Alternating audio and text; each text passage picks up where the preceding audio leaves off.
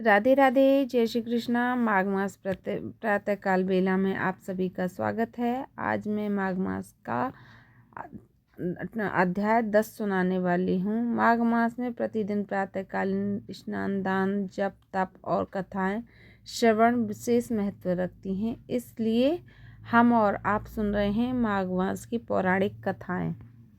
वैसे तो मनुष्य जन्म बहुत ही दुर्लभ है। अगर उनमें से भी भारतवर्ष में जन्म लिया हो तो उसके सौभाग्य की कोई तुलना नहीं कर सकते। वर्तमान समय में हम देखते हैं कि कई भारतीय लोग देश छोड़कर परदेश आगमन कर जाते हैं, आर्थिक धन के लिए, भोग भोगने के लिए, अच्छी सुविधाएं की अपेक्षा के लिए, लेकिन वास्तव में वह भारत की धरती को ही नहीं छोड़ते। वे अपनी संस्कृति और अपने सौभाग्य और स्त्री का भी त्याग कर देते हैं। ऐसे दुर्भाग्य से भोले बिष्टे जीवों के लिए इन माघ मास की कथाओं में अत्यंत सुंदर और दिव्य संदेश छुपा है।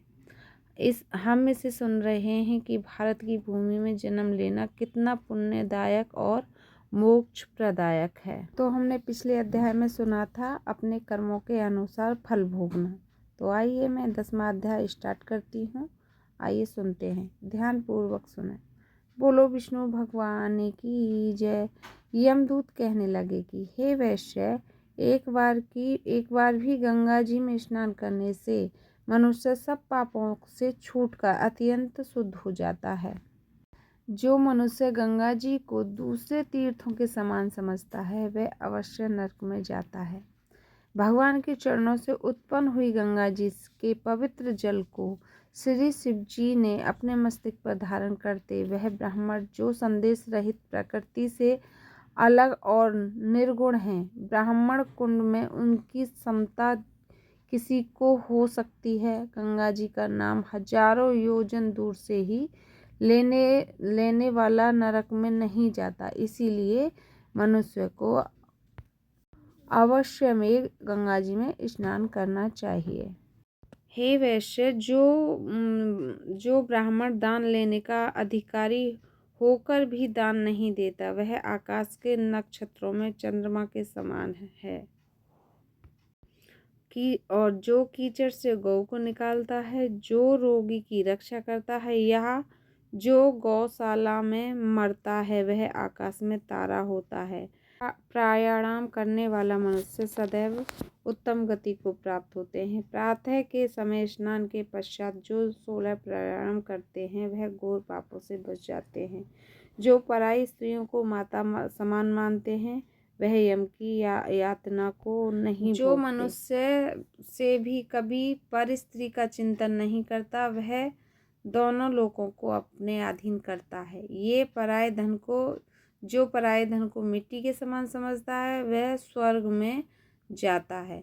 जिसने क्रोध को जीत लिया मानो वह स्वर्ग को ही जीत लिया। जो माता पिता की सेवा देवता तुल्य करता है वह यमद्वार नहीं देखता और जो गुरु की सेवा करते हैं वह ब्राह्मण लोक को प्राप्त होते हैं। सील की रक्षा करने वाली स्त्री धन्य है। सील भंग करने वाली स्त्री यमलोक जाती हैं। जो वेदों और शास्त्रों को पढ़ते हैं, प्राण और संहिता पढ़ते हैं और सुनते हैं तथा जो स्मृति का व्याख्यान और धर्मशास्त्र समझते हैं या जो वेदांत में लीन रहते हैं वह पाप रहित होकर परलोक को प्राप्त होते हैं। जो अज्ञानियों को वेद शास्त्र का ज्ञान देते हैं, जो देवताओं से भी पूजित होते हैं। यमदूत ने कहा है कि वैश्य सर्वश्रेष्ठ यम ने हमको वही आज्ञा दे रखी है कि तुम किसी वैश्य को मेरे पास मत लाओ। हे वैश्य, पापी लोगों को इस संसार रूपी नरक को पार करने के लिए भगवान की भक्ति के सिवाय दूसरा कोई भी उपाय नहीं है। भगवान की भक्ति न करने वाले मनुष्य को चांडाल के समान समझना चाहिए। भगवान के भक्त अपने माता पिता दोनों के कुलों को तार देते हैं और उनको नरक में नहीं रहने देते। और जो मनुष्य वैष्णव का भोजन करते हैं वह भी भगवान की कृपा से सर्वश्रेष्ठ गति को प्राप्त होते हैं। बुद्धिमान को सदैव वैष्णव का अन्न खाना चाहिए, जिससे बुद्धि पवित्र होकर मनुष्य पाप नहीं करता। गोविंदाय नमः। इस मंत्र का जाप करता हुआ जो मनुष्य मृत्यु को प्राप्त होता है वह परम धाम को ही प्राप्त होता है, इसमें कोई संदेह नहीं है। और जो ओम नमो भगवते वासुदेवाय द्वात अक्षर मंत्र या ओम नमो नारायण अष्टाक्षर मंत्र का जाप करता है, उसके ब्राह्मण हत्या इत्यादि बड़े पाप नष्ट हो जाते हैं। बोलो विष्णु भगवान की जय। मेरा ये 10वां अध्याय समाप्त हुआ।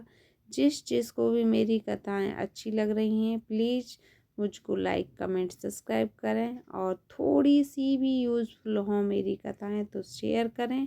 फिर मिलती हूँ मैं अगली कथा में। तब तक राधे राधे। जय श्री कृष्णा।